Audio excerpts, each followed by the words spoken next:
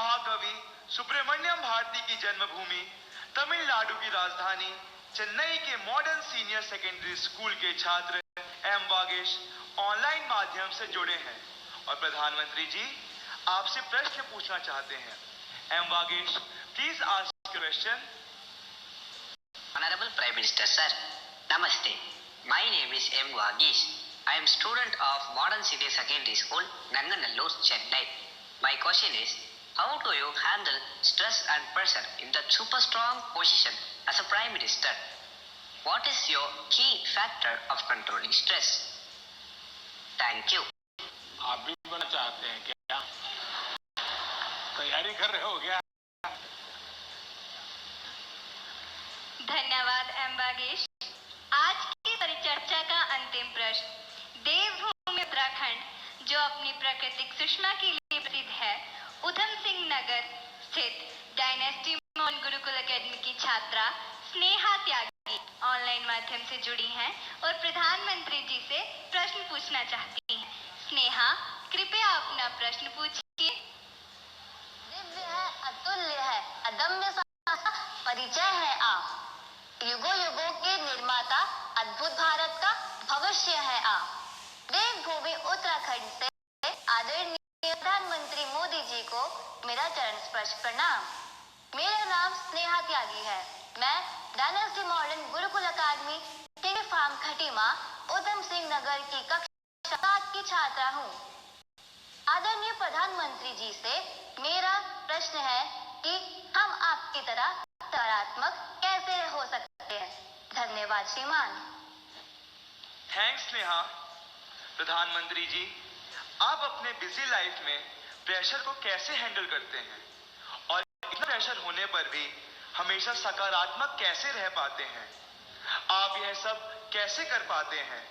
कृपया अपनी सकारात्मक ऊर्जा का रहस्य हमसे साझा करें। प्रधानमंत्री जी।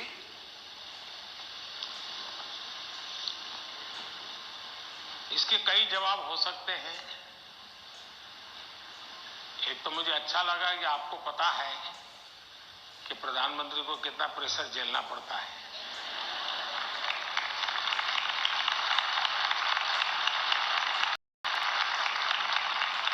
वरना आपको तो लगता होगा हवाई जहाज है, हेलीकॉप्टर है, अब उनको क्या है, यहां से यहां जाना है, यही करना है। लेकिन आपको पता है कि भांति भांति के सुबह शाम दरअसल हरेक के जीवन में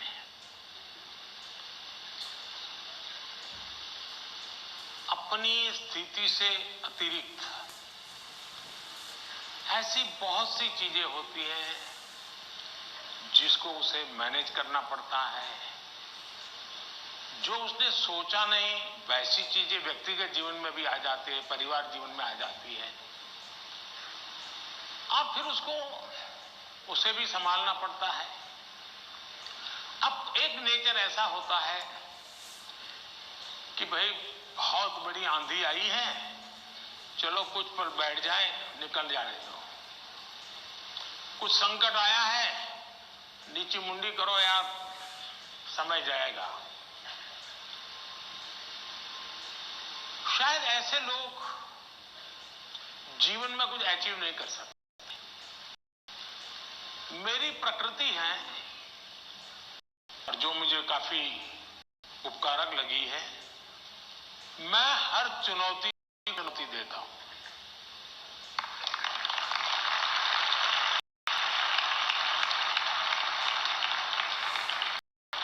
चुनौती जाएगी, स्थितियां सुधर जाएगी, इसकी प्रतीक्षा करते हुए मैं सोया नहीं रहता और उसके कारण मुझे नया नया सीखने को मिलता है। हर परिस्थिति को हैंडल करने का नया तरीका, नई स्ट्रेटेजी इवॉल्व करने का सहज मेरा अपना विकास होता जाता है। दूसरा, मेरे भीतर एक बहुत बड़ा कॉन्फिडेंस है।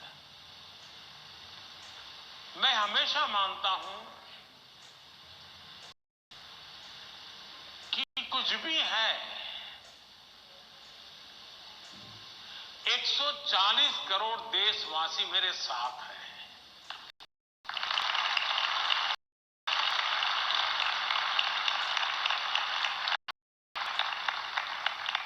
अगर 100 मिलियन चुनौतियां हैं तो बिलियंस ऑफ बिलियन समाधान भी है। मुझे कभी नहीं लगता है कि मैं अकेला हूं। मुझे कभी नहीं लगता कि मुझे करना है। मुझे हमेशा पता होता है मेरा देश सामर्थ्यवान है, मेरे देश के लोग सामर्थ्यवान है, मेरे देश के लोगों का मस्तिष्क सामर्थ्यवान है। हम हर पार कर जाएंगे।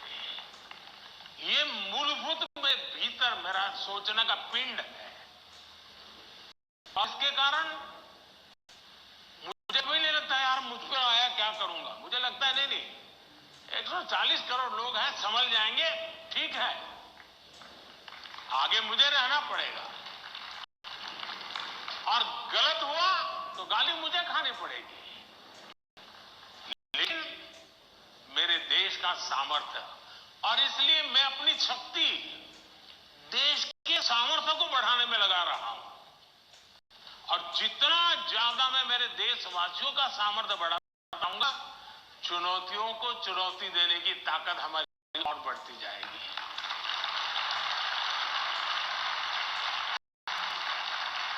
अब हिंदुस्तान की हर सरकार को गरीबी के संकट से जूझना पड़ा है। हमारे देश में संकट है ही है, लेकिन मैं डर करके बैठ नहीं गया। मैंने उसका रास्ता खोजा और मैंने कहा, सोचा कि सरकार कौन है गरीबी हटाएगी। गरीबी तो तब हटेगी जब मेरा हर गरीब तय करेगा कि अब मुझे गरीबी को परास्त करना है।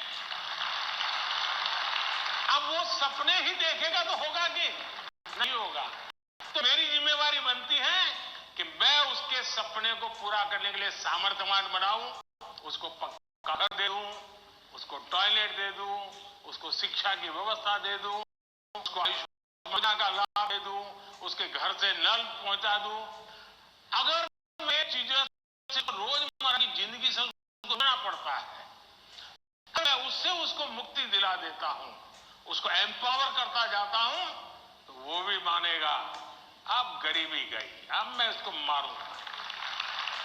और आप देखिए इस मेरे 10 साल के कार्यकाल में देश में 25 करोड़ लोग गरीबी से बाहर आए हैं। अब यही चीज और लोग भी तो जैसे बिताया मैं भी बिता देता। और इसलिए मेरी कोशिश रहती है कि हम देश की शक्ति पर, देश के साधनों पर भरोसा करें। जब इन सारी चीजों को देखते हैं, अपने आप को अकेला महसूस नहीं करते जी। मैं क्या करूं, मैं कैसे करूं, अरे मैं तो एक चाय बेचने वाला इंसान, क्या करूंगा, ऐसे नहीं सोच सकता हूं जी। मुझे पूरा भरोसा होना चाहिए। इसलिए पहली बात है कि आप जिनके लिए कर रहे हैं उन पर अपार भरोसा।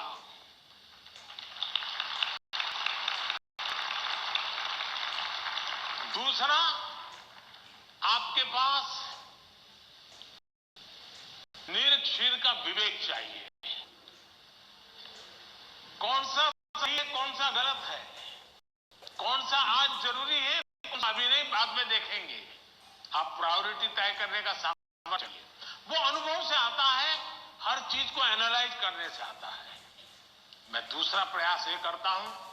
तीसरा, मैं गलती भी हो जाए तो ये मान के चलता हूं कि ये मेरे लिए लेसन है। मैं इसको निराशा का कारण नहीं मानता हूं। अब आप देखिए कोविड का संकट कितना भयंकर था। मामूली चुनौती थी क्या? पूरी दुनिया फंसी पड़ी थी। मैं कह दूं अब क्या करे, तो भाई वैश्विक बीमारी है, दुनिया भर में ऐसा ही है, सब अपना अपना संभाल लो। मैंने ऐसा नहीं किया। रोज टीवी पे आया, रोज देशवासियों से बात की, कभी ताली बजाने के लिए कहा, कभी थाली बजाने के लिए कहा, कभी दिया जलाने के लिए कहा। वो एक कोरोना को खत्म नहीं करता है, लेकिन वो है कोरोना के खिलाफ लड़ाई लड़ने की एक सामूहिक शक्ति को जन्म देता है। सामूहिक शक्ति को उभारना। अब देखिए, पहले भी खेल के मैदान में हमारे लोग जाते थे, कभी कोई जीत के आता था, कोई जीत के नहीं आता था, जाने वाले को पूछता नहीं था, आने वाले को पूछता नहीं था। मैंने कहा भले 3 मेडल के जीतते आएंगे, लेकिन मैं उसके ढोल पीटूंगा। तो धीरे धीरे करके 107 मेडल लेने का सामर्थ्य उन्हीं बच्चों में से निकला। सामर्थ्य तो था, सही दिशा, सही रणनीति, सही नेतृत्व का परिणाम लाता है। जिसका जिस सामर्थ्य है उसका सही उपयोग करना चाहिए। और मेरा तो गवर्नेंस का एक सिद्धांत रहा है कि अच्छी सरकार चलाने के लिए, इन समस्याओं के समाधान के लिए भी आपको नीचे से ऊपर की तरफ सही जानकारी आनी चाहिए, परफेक्ट इंफॉर्मेशन आनी चाहिए, और ऊपर से नीचे की तरफ परफेक्ट गाइडेंस आना चाहिए। अगर ये टू चैनल परफेक्ट रही, उसका कम्युनिकेशन, उसकी व्यवस्थाएं, उसके प्रोटोकॉल उसको ठीक से किया, तो आप चीजों को संभाल सके। कोरोना एक बहुत बड़ा उदाहरण है, और इसलिए मैं मानता हूं कि हम निराश होने का कोई कारण ही नहीं होता है में। और अगर एक मन में तय निराश होना ही नहीं है, तो फिर सिवाय पॉजिटिविटी कुछ आता ही नहीं है। और मेरे यहां निराशा के सारे दरवाजे बंद है, कोई कोना भी, एक छोटी खिड़की भी मैंने खुली नहीं रखी है कि निराशा वहां से घुस जाए। और मैं, आपने कभी देखा होगा, मैं रोता बैठता नहीं हूं, पता नहीं क्या होगा, वो हमारे साथ आएगा कि नहीं आएगा, वो हमसे भिड़ जाएगा। अरे होता रहता है जी, हम किस चीज के लिए हैं। और इसलिए मैं मानता हूं कि जीवन में आत्मविश्वास से भरे हुए और अपने लक्ष्य के लिए में, और दूसरी बात है, कोई निजी स्वार्थ नहीं होता है।